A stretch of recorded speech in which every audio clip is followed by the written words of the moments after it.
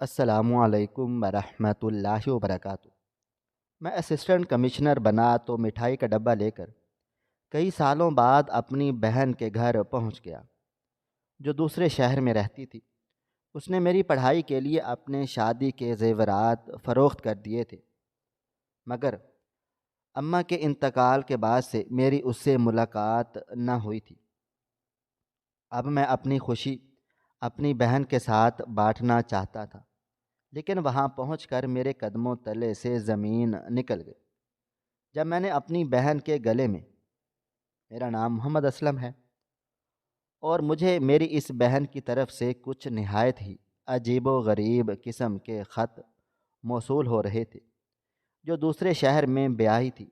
اس نے مجھے کچھ وائس نوٹ بھی بھیجے تھے، وہ بھی کافی عجیب تھے، جن کی وجہ سے میں بڑا پریشان تھا، لیکن فی الحال میں اس طرف جا نہیں سکتا تھا۔ مجھے یاد ہے کہ اب میں نے اس کے گھر جانے کا ارادہ کر لیا، اور وہ بھی تب جب میں اپنی زندگی میں کامیاب ہو گیا تھا۔ لیکن جب سامنے کا منظر دیکھا تو حیران رہ گیا۔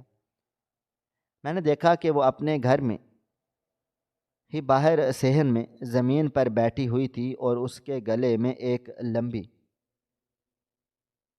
میرا نام محمد اسلم ہے۔ ہم لوگ بہت زیادہ غریب تھے۔ ہمارے پاس نہ اپنا مکان تھا، نہ کوئی قیمتی چیز، نہ کوئی ایسا سہارا تھا جو ہمیں کسی مشکل وقت میں کام آتا۔ ہمارے محلے میں سب لوگ ہمیں ترس کی نظروں سے دیکھتے تھے۔ ہماری ماں ہمیشہ محنت مشقت کرتی رہتی تھی۔ ہمارے باپ کی ایک چھوٹی سی دکان تھی جہاں پر وہ سموسے پکوڑے تلتا تھا، اور میں بچپن ہی میں انہی کے ساتھ کھڑا ہوتا تھا۔ میرے ہاتھ چھوٹے تھے، آواز باریک تھی، جسم دبلا پتلا تھا، لیکن میں گاہکوں سے بات بھی کرتا تھا، چیزیں بھی پیک کرتا تھا، اور باقی بچوں کو دیکھ کر دل میں ایک عجیب سا درد محسوس ہوتا تھا۔ وہ کھیلتے تھے، ہنستے تھے، اسکول جاتے تھے، ان کے بستے صاف ستھرے ہوتے، یونیفارم استری شدہ ہوتا، جوتے چمکتے تھے، اور میرے جسم پر ایک ہی قمیض ہوتی تھی جو ہفتوں نہیں دھلتی تھی۔ میں روز صبح جلدی اٹھتا تھا، دکان کھولنے میں باپ کا ہاتھ بٹاتا تھا، شام کو تھک کر واپس آتا تھا۔ ہمارے گھر میں کل 3 افراد تھے، میں، میری بہن اور میرے ماں باپ۔ میری بہن مجھ سے 10 سال بڑی تھی، وہ ماں کے ساتھ گھر کا کام کاج کرتی تھی۔ ہمارے پاس کوئی ٹی وی نہیں تھا، کوئی پنکھا نہیں تھا، گرمیوں میں جھلسلتی ہوئی راتیں تھیں اور سردیوں میں پھٹے لحاف تھے۔ لیکن میری سوچ ان سب سے الگ تھی۔ میرے خواب کسی امیر کے خوابوں سے کم نہ تھے۔ میں چاہتا تھا کہ میں پڑھ لکھ کر بڑا آدمی بنوں، میں سفید کپڑے پہنوں، میں لوگوں کی مدد کروں، میں اس محلے سے نکل کر کسی اچھے علاقے میں رہوں۔ لیکن میرے باپ نے مجھے صاف کہا کہ گھر مشکل سے چل رہا ہے، تیرے پڑھنے لکھنے کے پیسے نہیں ہیں۔ میں انکار کے بعد بہت زیادہ رویا، لیکن میری بہن نے مجھے تسلی دی۔ اس نے اپنی پرانے کتابیں نکال کر دی، اس نے ماں سے سلائی مشین مانگی اور کپڑے سینا شروع کیے۔ شام کو تھک ہار کر وہ خود بھی نہیں سو پاتی تھی، پر میری فیسیں بھر دیتی تھی۔ میں نے پرائیویٹ ایف اے کیا، گھر کے برتن دھو کر، پانی بھر کر، جھاڑو لگا کر، سب کاموں کے بعد پڑھائی کرتا تھا۔ نہ کوئی میز تھی، نہ کرسی، نہ روشنی تھی، پر میں نے ہار نہیں مانی اور ایف اے کرنے کے بعد بی اے بھی کر لیا۔ میری بہن کی شادی کی بات چلی تو مجھے بہت زیادہ دکھ ہوا، کیونکہ وہ میرے ساتھ تھی، میری دعاؤں کی طرح میرے ہر کام میں شریک تھی۔ لیکن جب بات پکی ہوئی تو باپ نے کہا کہ رشتہ بہت اچھا ہے، لوگ امیر ہیں، لڑکا شریف ہے، کوئی ساس نہیں، کوئی نند نہیں، ایک بڑا سا گھر ہے جہاں وہ اکیلی راج کرے گی۔ میں نے انہیں کہا کہ اسے اتنا دور بھیجنے کی کیا ضرورت ہے؟ اس شہر سے اس شہر کا فاصلہ اتنا ہے کہ وہاں پہنچتے پہنچتے آدھا دن گزر جاتا ہے۔ میری ماں نے میرے ساتھ اتفاق کیا۔ اس نے کہا کہ اگر وہاں کوئی مسئلہ ہو گیا تو ہم تو پہنچنے سے پہلے کچھ نہ کر سکیں گے۔ لیکن باپ باضد رہا، اس کا کہنا تھا کہ یہاں اگر رہی تو کسی غریب کا رشتہ آئے گا اور وہ عمر بھر تنگی میں رہے گی۔ میری بہن سویرا خاموش تھی، پر جب اس کی خوشی دیکھی تو میں بھی چپ ہو گیا۔ اس نے کہا کہ مجھے وہ لوگ پسند ہیں، وہ لوگ عزت سے بات کرتے ہیں، اور مجھے ایسا لگتا ہے کہ میں وہاں پر خوش رہوں گی۔ شادی کی تیاریاں ہوئیں، سب کچھ سادہ تھا، نہ کوئی زیور تھا، نہ کوئی جہیز کا ڈھیر تھا۔ ایک چھوٹا سا ٹرک آیا، بہن اس میں بیٹھ کر چلی گئی۔ ماں اس کے گلے لگی تو دیر تک روتی رہی۔ میں نے آنکھوں سے آنسو پونچھے اور خود کو سنبھالا۔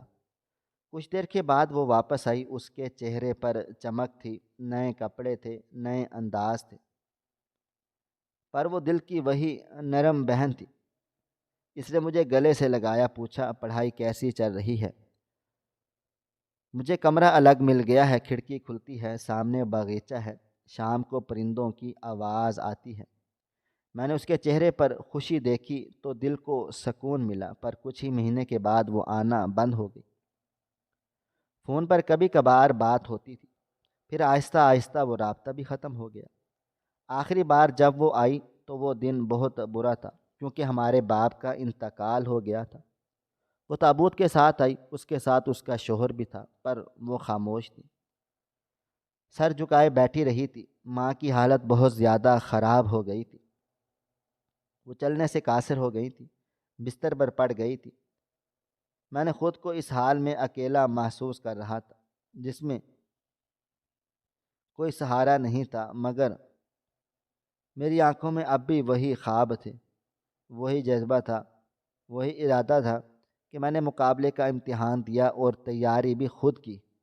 کسی کوچنگ سینٹر نہیں گیا، کتابیں ادھار لاتا، رات کو پڑھتا، دن کو کام کرتا، ہر دن ایک نیا چیلنج ہوتا۔ میرے ساتھ نہ کوئی استاد تھا، نہ کوئی دوست تھا، نہ کوئی رہنمائی تھی، صرف ایک ماں تھی جو چارپائی پر لیٹی رہتی اور آنکھوں سے حوصلہ دیتی، اور ایک بہن تھی جو صرف اب ہر دعا میں شامل تھی۔ میں نے ہر مشکل کو برداشت کر لیا، ہر رکاوٹ کو پار کیا، ہر طعنہ سنا، ہر فاقہ جھیلا، اور خود کو اس امید پر زندہ رکھا کہ ایک دن سب کچھ بدلے گا۔ ایک دن میں بھی عزت سے جیا کروں گا، ایک دن ماں کے لیے بھی پنکھا چلے گا، ایک دن گھر میں بھی خوشبو آئے گی۔ میرے اندر وہ آگ جلتی رہی جو غربت سے نہیں بجھ سکتی تھی، جو محرومی سے نہیں دب سکتی تھی، اور میں نے تہیہ کر لیا تھا کہ میں کچھ نہ کچھ بن کر دکھاؤں گا۔ یہ سب کچھ بھی اتنا آسان نہیں تھا۔ بیچ میں ایک ایسا وقت بھی آیا جب میرے پاس فیس دینے کے پیسے بھی نہیں تھے۔ میں نے ہر طرف ہاتھ پاؤں مارے، ہر رشتہ دار سے بات چیت کی، دوستوں سے مانگا، کچھ وعدے کر کے مکر گئے، کچھ نے صاف انکار کر دیا۔ کسی نے یہ کہہ دیا کہ پہلے بھی تمہیں 2 بار دے چکے ہیں، اب کیا ہر مہینے تمہارے کفیل بن جائیں؟ میرے دل کو بہت زیادہ ٹھیس پہنچی، لیکن پڑھائی چھوڑنے کا دل نہیں چاہ رہا تھا۔ میں نے اپنی ماں سے بات کی تو وہ خاموش ہو گئی۔ تھوڑی دیر کے بعد اس نے کہا کہ فکر نہ کرو، کوئی نہ کوئی راستہ نکلے گا۔ اس رات جب میں سویا تو میرے دل میں ایک عجیب سا بوجھ تھا۔ مجھے لگتا تھا جیسے میری ساری زندگی محنت ضائع ہو جائے گی۔ اگلی صبح بینک سے کال آ گئی کہ میرے اکاؤنٹ میں پیسے آئے ہیں۔ میں حیران رہ گیا۔ میں نے ماں سے پوچھا، اس نے انکار کر دیا کہ میں نے کچھ بھیجا ہے۔ میں نے دوبارہ سے جانچ پڑتال کی تو بھیجنے والے کا نام بہن کا نکلا۔ میں نے فوراً اسے فون کیا، لیکن اس نے بڑی بے نیازی سے کہا، ہاں تم نے کہا تھا نا کہ فیس کی ضرورت ہے، تو میں نے بھیج دی۔ میں نے پوچھا کہاں سے بھیجیں، تو اس نے کہا کہ کچھ جمع تھا، وہی تھا۔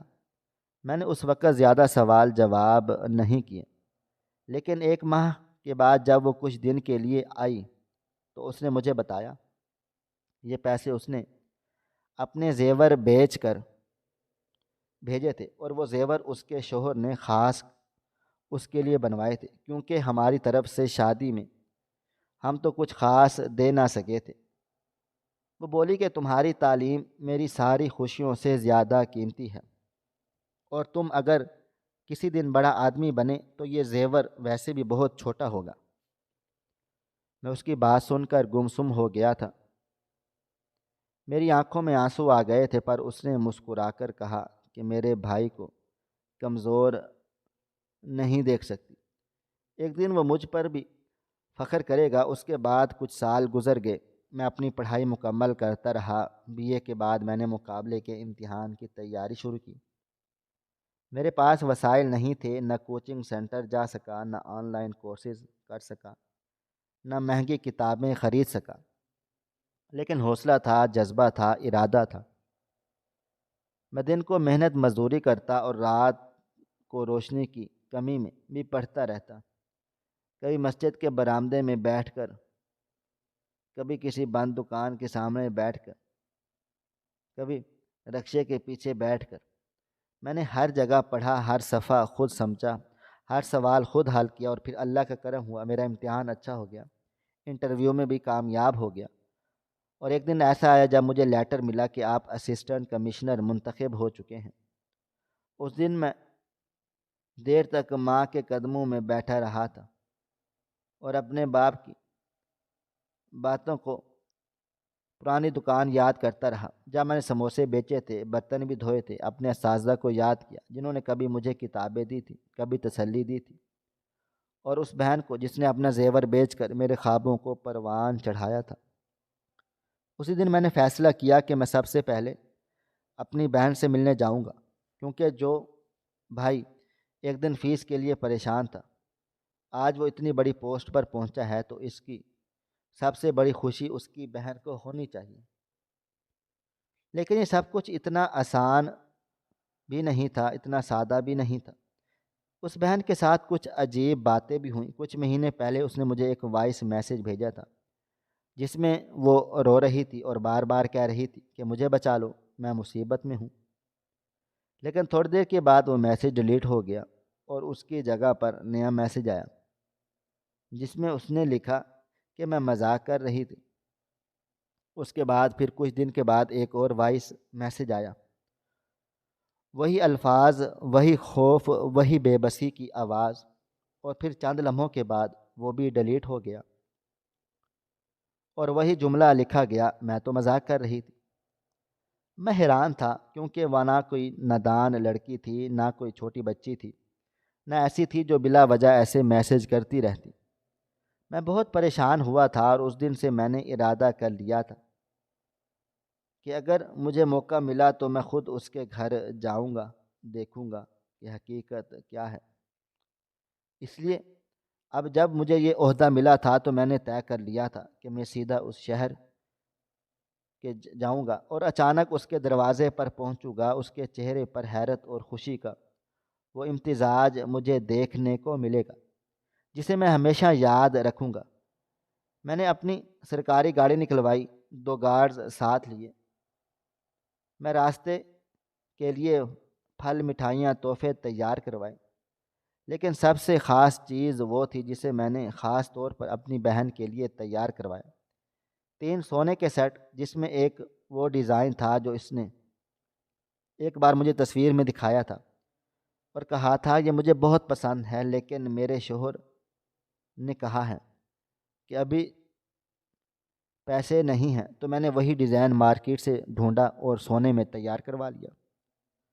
اب میرے پاس اتنے وسائل تھے کہ میں اپنی بہن کے خواب پورے کر سکتا تھا۔ میں اس کے دروازے پر اس شان شوکت سے جانا چاہتا تھا کہ جب وہ پڑوس میں بتائے کہ میرا بھائی اسسٹنٹ کمشنر ہے تو سب کو فخر ہو۔ میں ہر قدم پر سوچتا جا رہا تھا کہ وہ کیا پہنے ہوگی، وہ کہاں ہوگی جب اچانک دروازہ کھلے گا اور وہ سامنے آ جائے گی۔ اس کے چہرے پر جو مسکراہٹ ہوگی وہ مجھے سب کامیابیوں سے زیادہ قیمتی لگے گی۔ میں بچپن سے لے کر آج تک کی ساری قربانیاں سوچ رہا تھا۔ ساری رات میری آنکھوں کے سامنے دن گھومتے رہے، میرا دل خوشی سے بوجھل ہو رہا تھا اور راستہ ختم ہونے کا نام نہیں لے رہا تھا۔ گاڑی سڑکوں پر دوڑتی چلی جا رہی تھی۔ میں نے گارڈ سے کہا کہ جیسے ہی شہر شروع ہو مجھے بتانا، میں خود اس کی گلی میں جانا چاہتا ہوں۔ اور اسے آواز دینی ہے، اس کو باہر بلانا ہے اور کہنا ہے کہ دیکھ بہن، تیرا بھائی اب بڑا آدمی بن گیا ہے اور تیرا شکریہ ادا کرنے آیا ہے۔ میں صبح سویرے شہر سے نکلا تھا، دل میں عجب سی بے چینی تھی، میں جیسے کچھ ہونے والا ہو یا کسی مصیبت کی طرف قدم بڑھا رہا ہوں، لیکن ماں کی یاد نے قدموں کو نہ روکا اور نہ ہی سوچوں کو تھمنے دیا۔ میں نے وہ گاؤں پہلی بار دیکھا تھا جہاں میری بہن کی شادی ہوئی تھی۔ ارد گرد کی دیواریں مٹی کی تھیں اور کچے راستوں سے گھومتا ہوا میں ایک پرانی گلی میں داخل ہوا۔ میں نے ایک دو راہگیروں سے پوچھا کہ فلاں آدمی کا گھر کون سا ہے۔ انہوں نے انگلی کے اشارے سے مجھے سامنے والے دروازے کی طرف اشارہ کر دیا تھا۔ وہ ایک چھوٹا سا گیٹ تھا جو ٹین کی چادر سے بنایا گیا تھا اور جس پر زنگ کے نشان نمایاں تھے۔ دل میں عجیب سا خدشہ تھا، پر میں نے قدم آگے بڑھایا۔ دروازہ تھوڑا سا دھکیلا تو کھل گیا۔ میں اندر داخل ہوا تو سامنے صحن میں ایک چارپائی بچھی ہوئی تھی اور جو منظر میری آنکھوں کے سامنے تھا اس نے میری روح تک ہلا ڈالی، کیونکہ جس آس امید سے ماں کو دیکھنے آیا تھا وہ آس امید تو دور کی بات۔ میری بہن، جسے میں 1 سال پہلے اپنی کزن کے پاس چھوڑ کر گیا تھا، مجھے اس حالت میں ملی کہ آنکھوں سے آنسو تھمنے کا نام ہی نہیں لے رہے تھے۔ میری بہن صحن میں پڑی چارپائی کے ساتھ زمین پر بیٹھی ہوئی تھی، جسم پر مٹی جم چکی تھی، چہرہ جھلسا ہوا تھا، ہاتھ پاؤں کالے ہو چکے تھے اور وہ اس طرح بیٹھی ہوئی تھی جیسے کوئی قیدی ہو، جیسے کسی جانور کو باندھ کر چھوڑ دیا گیا ہو۔ میں نے قریب جا کر غور سے دیکھا تو میرے ہوش اڑ گئے، کیونکہ اس کے پاؤں میں زنجیر بندھی ہوئی تھی اور وہ زنجیر چارپائی کے پائے سے مضبوطی سے باندھی گئی تھی۔ میں ایک لمحے کے لیے شدر کھڑا رہ گیا اور اگلے ہی لمحہ میرے اندر جیسے ایک طوفان آ گیا ہو۔ میں زور زور سے چلایا، اوئے کوئی ہے اس گھر میں، باہر نکلو، تم لوگوں نے کیا ظلم کیا میری بہن کے ساتھ، تمہیں شرم نہیں آئی؟ میں چیختا رہا، چلاتا رہا، کسی کو پکارنے لگا، اپنی بہن کے شوہر کو نام لے کر بلانے لگا، اور پھر میری بہن نے میری آواز سن کر گردن اٹھائی اور مجھے دیکھا۔ آنکھوں میں آنسو لیے وہ روتے ہوئے میرے گلے سے لگ گئی تھی۔ میرے کندھے پر سر رکھ کر وہ بلک بلک کر روتی رہی، بار بار ایک ہی جملہ دہرا رہی تھی کہ بھائی تو آ گیا، تو آ گیا، مجھے یہاں سے لے جا، میں یہاں مزید نہیں رہ سکتی۔ میں نے اس کے سر پر ہاتھ رکھا اور تسلی دینے لگا، ہاں ہاں بہن، میں آ گیا ہوں، اب سب ٹھیک ہو جائے گا، اب کوئی تمہیں تکلیف نہیں دے گا۔ اتنے عرصے سے اندر سے ایک درمیانی عمر کی عورت نکلی جس کے چہرے پر بے حسی جھلک جھلک رہی تھی۔ وہ کہنے لگی، کون ہو تم جو اس طرح سے چیخ چلا رہے ہو اور ہمارے گھر میں گھسے ہو؟ میں نے کہا، یہ میری بہن کا گھر ہے، میں اس کا بھائی ہوں اور تمہیں جواب دینا پڑے گا۔ اس عورت کے چہرے پر جیسے ہوائیاں اڑ گئی ہوں۔ اس نے آہستہ سے کہا، اچھا تم ہو اس کے بھائی؟ پھر فوراً سے چہرہ سنبھالتے ہوئے بولی، ایسی کوئی بات نہیں ہے، تم غلط سمجھ رہے ہو۔ میں نے کہا کہ میں اس کی حالت کو دیکھ چکا ہوں، اس کے پاؤں میں زنجیر بندھی ہے، کیا یہی سلوک کرتے ہو تم اپنی بیویوں سے؟ اس کے شوہر کو بلاؤ ابھی اور فوراً۔ میں نے اپنی بہن کی زنجیر کھلوائی اور اسے اپنے ساتھ کمرے میں لے کر اندر لے گیا، جہاں اسے بٹھا کر پانی پلایا۔ تھوڑی دیر کے بعد میرا بہنوئی اندر آ گیا، اس کے چہرے پر ہوائیاں اڑی ہوئی تھیں، جیسے ہی معلوم ہو کہ طوفان آنے والا ہے۔ میں نے سخت لہجے میں کہا، کیا حال کر دیا تم نے میری بہن کا؟ کیا اسے اس لیے بیاہ کر لے آئے تھے کہ جانوروں کی طرح اسے سلوک کرو؟ وہ کہنے لگا، بھائی بات سنو، ایسی بات نہیں ہے، بات کچھ اور ہے۔ میں نے کہا، کون سی بات ہے جو میری بہن کی زنجیر سے زیادہ سنگین ہوگی؟ بولا، تم چلو اندر بیٹھ کر باتیں کرتے ہیں۔ میں نے کہا کہ مگر میری بہن بھی میرے ساتھ ہوگی، اب وہ اکیلی نہیں رہے گی۔ ہم تینوں کمرے میں آ گئے۔ میں نے دروازہ بند کر دیا اور سیدھا اس سے سوال کیا، اب منہ کھولو، سچ سچ بتاؤ کیا معاملہ ہے، کیوں تم نے اسے اس حال میں رکھا ہے؟ اور نظریں جھکائے بیٹھا رہا، وہ خاموش رہا۔ پھر کچھ دیر کے بعد بولا، بھائی میری مجبوری تھی، تم غلط سمجھ رہے ہو، تمہاری بہن پاگل ہو گئی ہے، دماغی توازن کھو بیٹھی ہے، اور وہ گھر میں چیزیں کو توڑتی ہے، بچوں کو مارتی پیٹتی ہے، خود کو نقصان پہنچاتی ہے، اس لیے ہمیں اسے باندھنا پڑا۔ میں نے غصے سے کہا، تمہیں شرم نہیں آئی؟ یہ بہانہ بنانے سے پہلے تم نے کسی ڈاکٹر کو دکھایا، اس کا علاج کروایا، یا کسی ہسپتال لے کر گئے؟ وہ خاموش ہو گیا۔ میں نے کہا، تمہاری یہ بات جھوٹ ہے، اگر وہ پاگل ہوتی تو ابھی میرے سامنے ایسی باتیں نہ کر رہی ہوتی۔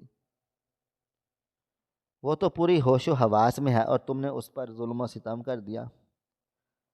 اب تمہیں حساب دینا ہوگا، میں قانون کے دائرے میں لا کر تمہیں سزا دوں گا، اور میری بہن اب تمہارے ہاتھ میں نہیں رہے گی۔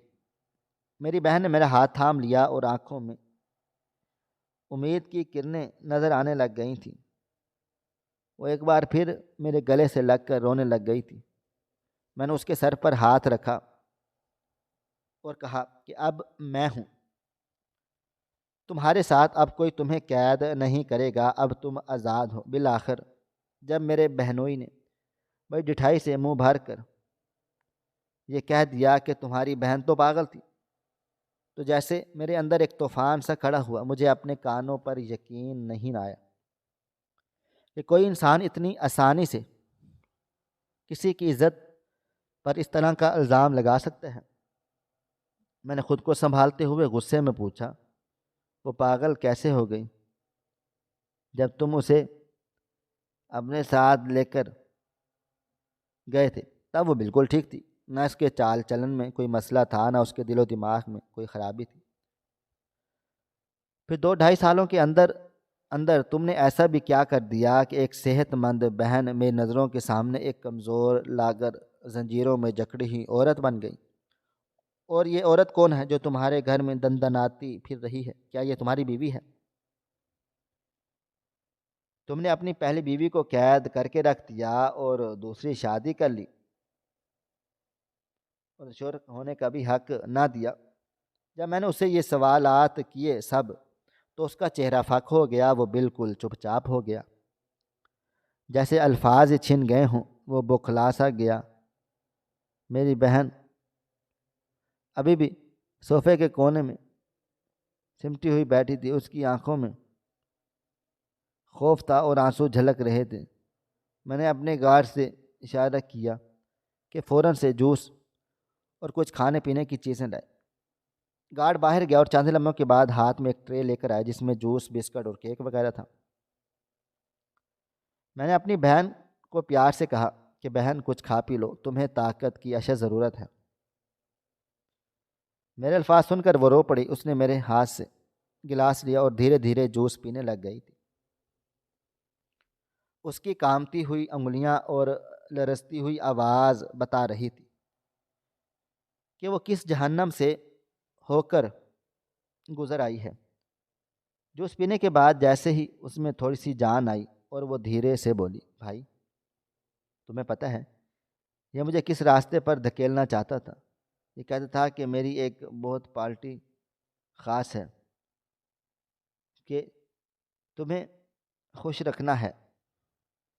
میں نے انکار کیا، اس نے مجھے مارنا پیٹنا شروع کر دیا کہ گھر کے کام کے کمرے میں قید کر ڈالا اور زنجیروں میں باندھ دیا۔ یہ عورت جو تم نے دیکھی ہے یہ اس کی دوسری بیوی ہے، جسے اس نے کچھ عرصہ پہلے ہی نکاح میں لیا ہے، اور اب یہ اس کے ساتھ دن رات رہتا ہے۔ مجھے تو جانوروں سے بھی بدتر سمجھتا ہے۔ میں جب رو رو کر تھک ہار جاتی ہوں تو یہ کہتا تھا کہ پاگل ہو گئی ہو، اور سب کے سامنے یہی کہتا ہے کہ میں ذہنی مریضہ ہوں۔ میں نے جب اس کو منع کیا تھا کہ میں ایسا کوئی بھی غلط کام نہیں کروں گی، تو اس نے کہا تمہارا بھائی اب تمہیں لینے بھی نہیں آئے گا، تمہاری ماں مر چکی ہوگی تو تم اب میری ملکیت ہو، تمہارا کوئی پرسان حال نہیں ہے۔ اس کی باتیں سن کر میری آنکھوں کے آگے اندھیرا سا چھا گیا تھا۔ یہ کیسا شوہر تھا، یہ کیسا رشتہ تھا؟ میری بہن کی یہ باتیں سن کر میرا صبر جواب دے گیا تھا اور میں فوراً سے کھڑا ہو کر اپنے بہنوئی کا گریبان پکڑ لیا۔ میرے ساتھ آئے ہوئے گارڈز کو اشارہ کیا، انہوں نے فوراً اندر آ کر اسے دبوچ لیا۔ اب اس کا گریبان گارڈز کے ہاتھ میں تھا، وہ میرے سامنے کانپ رہا تھا۔ میں نے کہا کہ تم جیسے لوگ انسان کہلانے کے لائق ہی نہیں، تمہیں تو عبرت کا نشان بنانا چاہیے۔ وہ ہچکچاتے ہوئے بولا، تمہاری بہن تو پاگل تھی، میں نے دوسری شادی کر لی۔ میں نے کہا، اگر تمہیں لگتا تھا کہ وہ پاگل ہے تو تم نے ہمیں کیوں نہیں بتایا؟ اسے ہمارے حوالے کیوں نہیں کیا؟ کیوں اسے قید میں رکھا؟ کیوں اسے مارتے پیٹتے رہے؟ کیا سمجھا تھا تم نے کہ وہ اکیلا ہے؟ اس کا بھائی کبھی لوٹ کر نہیں آئے گا، اس کی ماں مر گئی ہوگی، اس کے ساتھ کچھ بھی کر لو گے، اور جو تم اسے دھندے پر لگانا چاہتے تھے، اس لیے تم ہوتے کون ہو؟ تمہیں کس نے یہ حق دیا ہے؟ میں نے کہا کہ تمہارا دھندا کیا ہے؟ تم نے گھر کو اڈا بنا ڈالا ہے، اور تمہارا چہرہ اصل تو اب سامنے آئے گا۔ تم نے سمجھا تھا کہ تم بچ نکلو گے، ابھی کہ ابھی تمہیں جیل کی سلاخوں کے پیچھے بھیج کر دم لوں گا۔ میں نے فوراً سے علاقے کے ایس ایچ او کو فون کر دیا تھا اور سب صورتحال بتائی۔ انہوں نے فوراً ٹیم بھیجی اور میرے ساتھ تعاون کیا مکمل۔ جب پولیس آئی تو میں نے ساری کہانی تفصیل سے بتائی اور محلے والوں کو بھی جمع کر لیا۔ جب ان سے بات چیت کی گئی تو سب نے گواہی دی کہ واقعی اس گھر سے روز مار پیٹ کی آوازیں آتی تھی، اور یہ عورت پہلے بالکل ٹھیک ٹھاک تھی۔ سب نے بتایا کہ وہ باہر آتی جاتی تھی، ہنستی تھی، بولتی تھی، لیکن پچھلے 2 سالوں سے اسے کسی نے نہیں دیکھا، نہ ہی کوئی آواز سنی اس کی۔ تو سب کو اب یقین ہو گیا کہ اندر کہیں قید کر کے رکھا گیا ہے۔ پولیس نے بیانات قلم بند کر لیے اور میرے بہنوئی کو گرفتار کر لیا گیا، اور کچھ کہنے کی کوشش کر رہا تھا، لیکن اب دیر ہو چکی تھی، قانون حرکت میں آ چکا تھا۔ میں نے اسی وقت اپنی بہن کی طلاق کے کاغذات تیار کروائے، اسے زبردستی طلاق دی، اور وہ بھی میری اثر و رسوخ کی وجہ سے چپ چاپ دستخط کر گیا، اور یوں میری بہن کی زندگی کا وہ اذیت ناک باپ بند ہو گیا۔ جب ہم عدالت سے باہر نکلے تو میں نے اپنی بہن کے سر پر ہاتھ رکھا اور کہا، اب تمہاری نئی زندگی شروع ہو رہی ہے۔ تم نے بہت کچھ سہ لیا ہے، لیکن اب تمہیں کبھی کسی مصیبت کا سامنا نہیں کرنا پڑے گا۔ میں تمہارے ساتھ ہوں۔ ہم سیدھا اپنے گھر کی طرف روانہ ہو گئے۔ راستے میں میری بہن میرے ساتھ لگی ہوئی بیٹھی تھی۔ وہ بار بار میرا ہاتھ پکڑتی اور کہتی، بھائی تم نے آنے میں بہت دیر کر دی۔ میں نے کہا کہ دیر اس لیے ہوئی کہ جب تم نے پکارا تب میں امتحانات میں بیزی تھا، اور تب کچھ بھی نہیں تھا۔ جو آیا ہے سب کچھ بن کے آیا ہوں۔ اب تمہارا ہر تکلیف کا بدلہ لوں گا اور تمہیں ہر خوشی دوں گا۔ گھر پہنچے تو میری ماں دروازے پر کھڑی تھی، جیسے اسے احساس ہو گیا ہو کہ اس کا بیٹا کچھ قیمتی واپس لے کر آیا ہے۔ میری ماں نے میری بہن کو گلے سے لگا لیا اور ہم سب اندر چلے گئے۔ ماں کو صرف میں نے اتنا بتایا تھا کہ دونوں میاں بیوی کے درمیان جھگڑے بڑھ گئے تھے، اس لیے طلاق ہو گئی۔ پوری سچائی میں نے نہیں بتائی تھی، کیونکہ میں جانتا تھا کہ میری بہن ماں کا دل اب یہ سب برداشت نہ کر پائے گا، اور ویسے بھی میری بہن اب ہمارے ساتھ ہے تو ہمارے لیے یہی بہت تھا، کافی تھا۔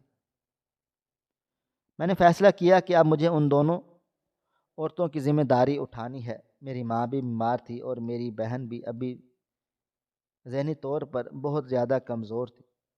میں نے فوراً سے گھر کا ماحول بہتر کرنے کا سوچا تھا۔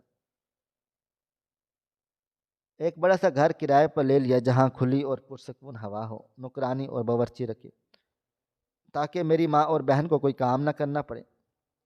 ان کی ہر سہولت کا بندوبست ہو۔ میری کزن، جسے میں پہلے ہی اپنی ماں کے پاس چھوڑ کر آیا تھا، وہ میری زندگی میں اتنی سب سے بڑی نعمت بن گئی تھی۔ میں نے اس سے شادی کر لی اور وہ میری ماں اور بہن کا ایسے خیال رکھتی تھی جیسے وہ اس کی اپنی ماں اور بہن ہو۔